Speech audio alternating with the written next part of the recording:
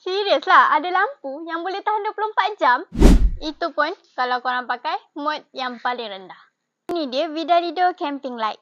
Bateri kapasiti dia 1200 mAh dan juga berat dia cumalah 72 gram. Lampu ni ada 6 mode kecerahan. Tengok 1, 2, 3. Lepas tu korang kena tekan lama sikit. 1, 2, 3. Lampu ni jenis rechargeable tau, guna Type-C. Nak letak mana lampu ni? Jom. Gantung dalam kemah boleh. Kat sini boleh.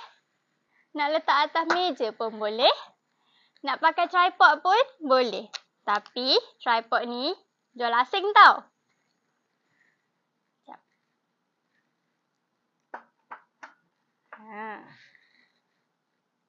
So, korang tunggu apa lagi? Boleh dapatkan sekarang dekat beg kuning kat bawah ataupun datang walk in kedai di Space UM Mall Shah Alam. Bye.